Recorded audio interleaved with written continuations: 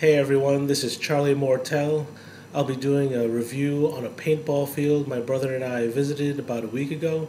The place is called Blast Paintball and they're out in Hobart, Indiana. We got to the field at about 10 a.m. and it took us about an hour to get suited up, air in our high pressure tanks, and chronoed. There were a couple issues we thought odd about Blast Paintball. One was that there was only one person responsible for filling the CO2 canisters as well as filling the high pressure tanks. There were no filling stations so that players could walk up and fill their high pressure tanks themselves. The other odd issue was that every time you were to fill your high pressure tank, there was a $2 fee to fill up the tank. Most of the fields that we played at, the air was free or there was a one-time charge for the whole day.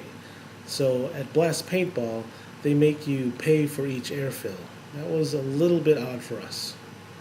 The field's maximum velocity on paintballs is 270 feet per second, and my Dangerous Power G3 SE electro-pneumatic marker was shooting at 265, 267 feet per second.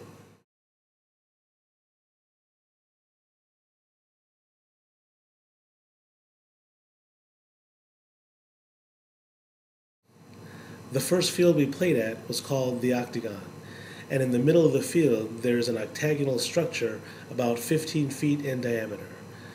As you go into the Octagon, there's an S maze that makes for very intense close quarters shooting.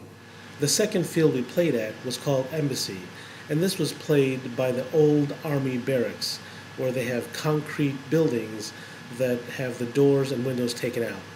In Embassy, one team starts inside the building and they can't leave unless they're shot out. The other team starts outside the building and they can attack from all sides. This was a great field to play in. My team started out on the outside of the building. I was able to make a couple kills and work my way to the Embassy. When the game was over, after 8 minutes, the other team had, I think, a total of 6 men left living inside the Embassy. On the flip-flop, my team wasn't as good at holding off the other team, and I believe we either had 1 or 2 players left or our whole team was demolished. The last field we played at was again in the Army barracks, and in this field we were in a building that had about 7 rooms side by side, and each team started at opposite ends of the building. The goal was to get at least one player from your starting point through the building and out the door of the opposing team. Having played these 3 scenarios at Blast Paintball, we had a wonderful day. It's always great to see different environments and to see how different paintball fields are run.